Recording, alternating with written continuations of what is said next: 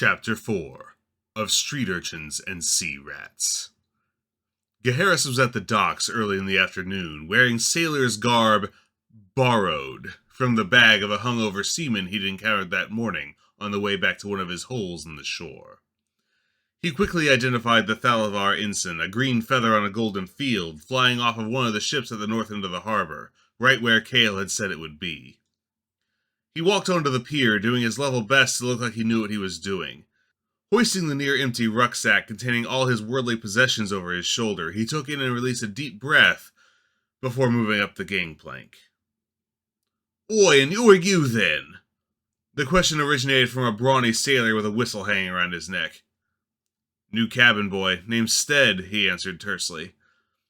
The sailor spat over the gunwale into Westgate's already polluted harbor. "The captain's expecting ye," the sailor told him. "I be under the bosun. Get your ass moving aft, the captain don't like to wait." Gaheris nodded, pulled the sack a bit higher on his shoulder, and started weaving his way between bustling cargo handlers, cursing sailors, and the moving cargo and rigging that they were tending to.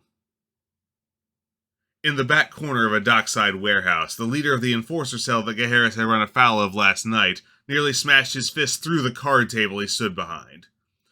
"What am I paying you for, you morons?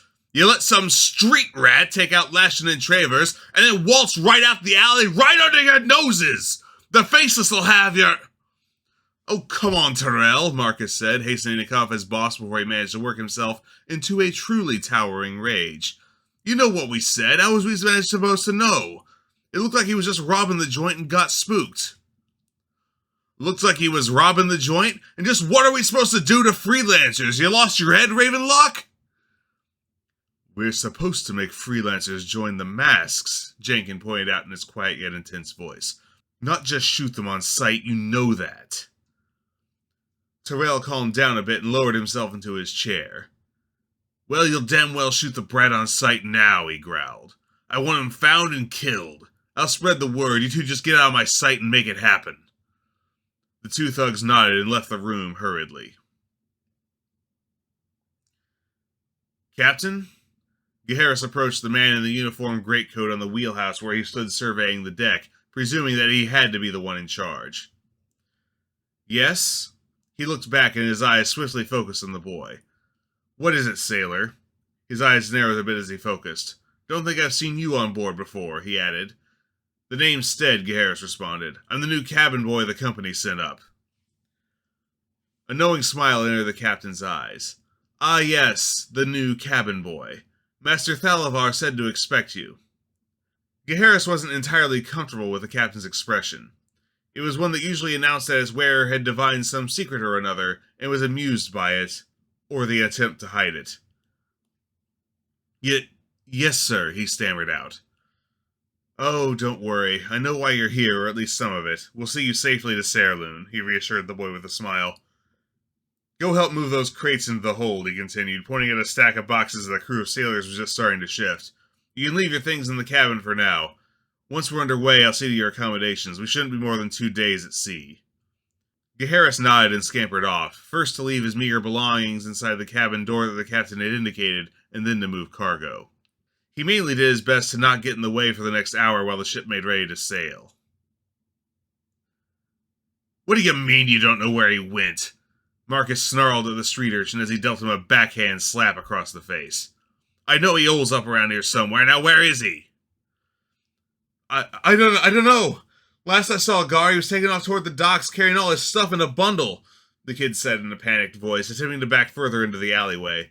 There was no hope of the watch coming along, he knew that, not this deep into the shore slums.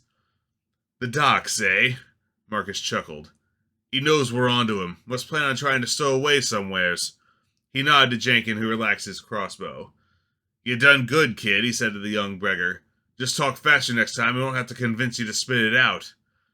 The two thugs turned and left, laughing to each other as the transient rubbed the side of his dirt-smudged and stinging face and glowered at their departing backs. If only. Gaheris, of course, didn't know that the masks were mobilizing enforcer teams to the docks at that very moment, with the ship 10 minutes from sailing, but he had a sinking feeling in his gut. This was too easy. The feeling of impending doom continued to follow him as he went about the unskilled labor that Ander the bosun kept giving to him. It was several minutes later when the resulting distraction caused him to trip over a rope, thereby saving his life. A jagged crossbow bolt whizzed through where his head had been a moment before and lodged in the mast. "What in the name of the bitch queen?" Ander spat out the exclamation as he caught sight of the bolt still quivering, buried an inch into the mast. "Battle stations!" the bosun yelled as Gaheris sprung and rolled away, halfway through rising to his feet, having only just realized what had happened. "Bishaba's brats!" Jenkins spat as he took his eye away from the crossbow sight and started loading anew bolts into the weapon. Marcus snarled as his own shot missed as well, though more from his own mistakes than a lucky fall. The ship had already started to cast off before he'd recognized Gaheris' face. They'd never stop it now. The gangplank was already up, and the final two lines were cast back to the pier as sailors grabbed for their own crossbows and wheel-locked smoke-powder pistols. Jenkins snapped his reloaded crossbow back to his shoulder, only to catch sight of Gaheris diving down an open hatch past a surprised-looking sailor rushing up from the armory. "He's below. Can't get him now."